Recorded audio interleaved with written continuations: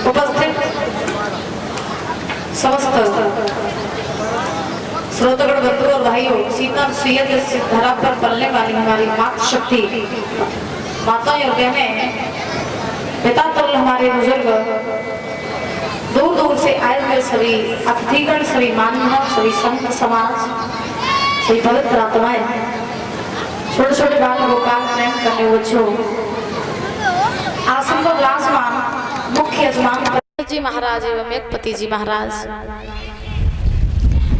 आज भगवान की कृपा से आपके पावन धाम में ये श्रीमद् भागवत महापुराण कथा का जो अनुष्ठान चल रहा है, इसका आज चौथा दिवस है, जिसमें हम सभी लोग प्रवेश कर चुके हैं। बड़े भाव से आप सभी भक्त जो हैं भगवान की पावन पावन रसमयी कथाओं का रसास्वादन करते हुए आ रहे हैं। कल आप लोगों ने बड़ी मार्मिक कथा को सुना, किस प्रकार से परीक्षित जी का जन्म हुआ, कैसे उन्हें श्राप लगा, सुखदेव जी महाराज के मुखारबिंद से उन्होंने भागवत सुनी और भोले बाबा का विवाह मैया पार्वती के साथ संपन्न हुआ। ये कथा कल आपने बड़े भाव से श्रवण की। अभी आप हमारे भैया जी के मुखारबिंद से प्रसंग सुन रही थी। कौन सा सुन रही थी परीक्षित जी, बताओ? कौन सा? का तो कौन सा सुन रहे थे? राजा उत्तानपाद का है? हाँ, राजा उत्तानपाद जो थे ये अवध के राजा थे। इनकी दो पत्नियां थी, एक का नाम था सुनीति, दूसरी का नाम था सुरुचि। महाराज पहला विवाह सुनीति के साथ किया, उसके गर्भ से किसी संतान ने जन्म नहीं लिया, तो सुनीति ने महाराज उत्तानपाद से कहा कि दूसरा विवाह कर लो, और जब उत्तानपाद के ऊपर दूसरे विवाह का प्रस्ताव डाला तो जबरदस्ती रानी सुनीति ने उत्तानपाद का दूसरा विवाह करवा दिया। सुरुचि आई, दूसरा विवाह करके आते ही आते उसने सुनीति को घर से बाहर निकाल दिया।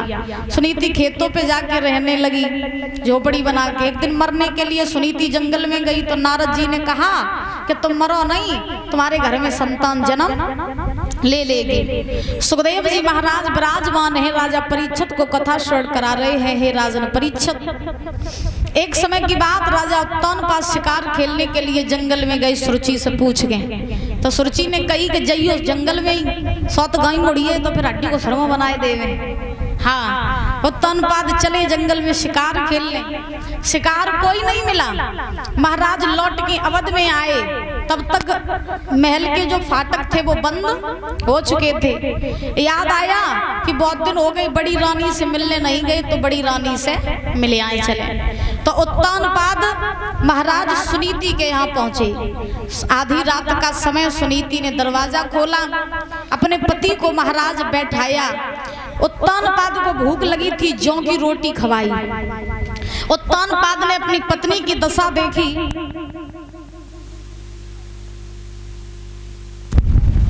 महाराज उत्तानपाद ने वो दशा अपनी पत्नी की देखी तो आंखों से आंसू छलक गए, और उत्तानपाद ने आज रानी सुनीति से कहा, रानी हमने तुम्हें रोका था कि तुम हमारी दूसरी शादी न करवाओ, लेकिन तुमने मेरी एक बात न मानी। और देखो सुरुचि ने आते ही तुम्हारी दशा का कर दी।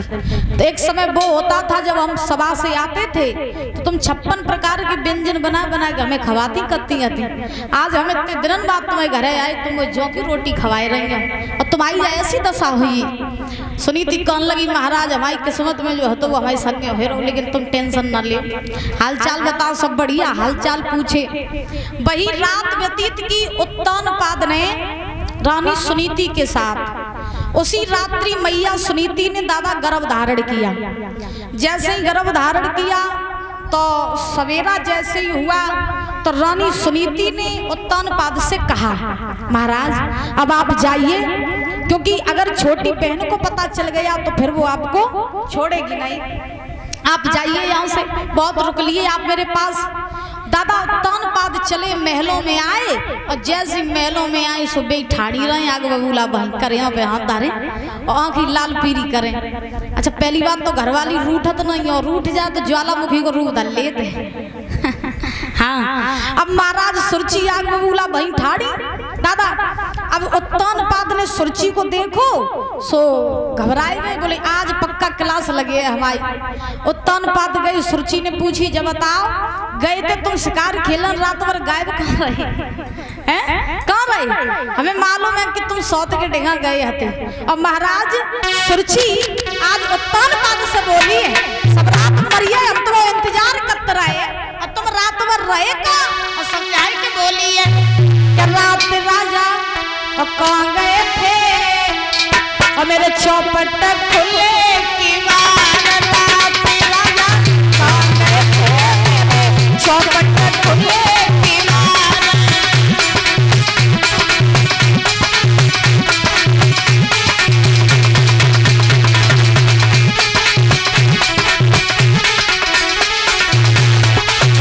महाराज रानी सुरची उत्तान पाद से आग बबूला हुई कि बोली रात भर कौन आए मरिए तो इंतजार करते करते तुम शिकार खेल के अबे आप हो सब रात तुम इंतजार करो लेकिन तुम्हारे को अतई पता नहीं कौन आए हैं, हमें मालूम है तुम कहाँ गए थे। बोले कहाँ गए? बोले सुनो रात राजा वही गए थे मेरी सौतक के खुले सौतक के खुले।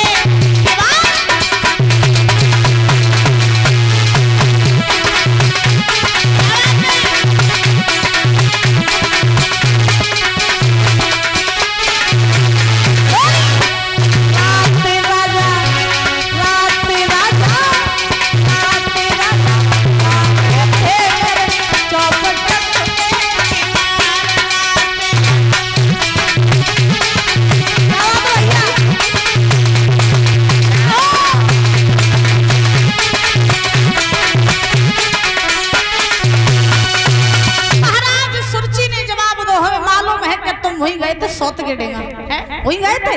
उत्तान पाद बोले अगर बताए दे कि सौत के डेगा गए थे तो जो हमें कच्चो ही खाई जाए। आदमी महाराज बाहर की दुनिया में प्रधानमंत्री बनो रहे लेकिन घर में आगे चूही बन जा घरवाली के सामने। हाँ उत्तान पाद ने कही ना रानी तुमने हमें रोक दो तो हमने तुम्हारी बात मान ली थी। सब रात हम जब दरवाजा पे डरे रहे काऊ ने दरवाजा नहीं खोलो घुरारो बहुत हम घूमने को चले गए।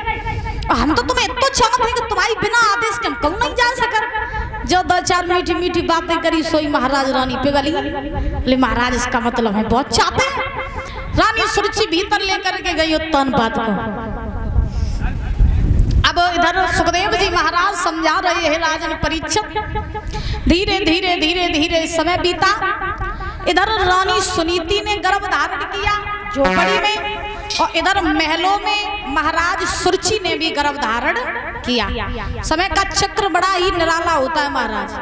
राजा उत्तान पाद ने 2 ब्याह करे थे परीक्षित जी महाराज और संतान भाई नहीं तो एक के गर्भ से नहीं भाई और जब भाई तो दोनों के गर्भ से भाई।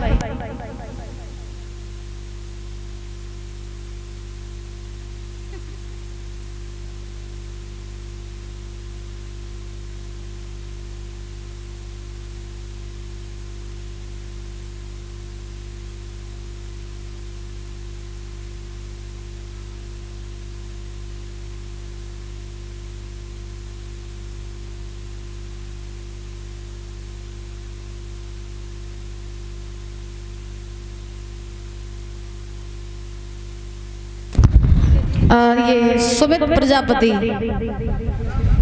इनकी धर्मपत्नी माला पहना करके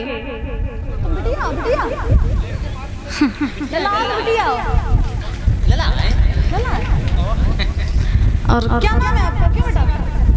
ये शिवा प्रजापति ये 21 रुपए दे करके हमें और हमारे समस्त स्टाफ का सम्मान कर रहे हैं। माला पहना के सम्मानित कर रहे हैं। जोरदार ताली बजाएंगे। बहुत बहुत धन्यवाद है। कामना करेंगे सुख शांति प्रदान होती रहे, धन के भंडार भरे रहे, बच्चे की लंबी आयु होती रहे, बल बुद्धि विद्या बढ़ती रहे और ऐसे ही हंसता मुस्कुराता बना रहे। ये कामना यही आकांक्षा है। बोले गोविंद भगवान की, वृंदावन बिहारी बोलो राधे राधे, और जोर से बोलो। महाराज आज इधर सुनीति ने भी गर्भ धारण किया और महाराज महलों में सुरुचि ने भी गर्भ धारण किया। जब दोनों रानियों के गर्भ के परीक्षित जी 9 मास पूरे हुए तो आज दोनों रानियों के गर्भ से एक एक बालक ने जन्म लिया। सुरुचि के गर्भ से जब बालक ने जन्म लो महलों में तो उत्तानपाद ने बड़ी खुशी मनाई, बड़ा दान किया और अवधवासी सब उत्तानपाद को खुशी महाराज बधाई देवे को आए रहे, लड़कियां गीत गाए रही, बधाई गब रही।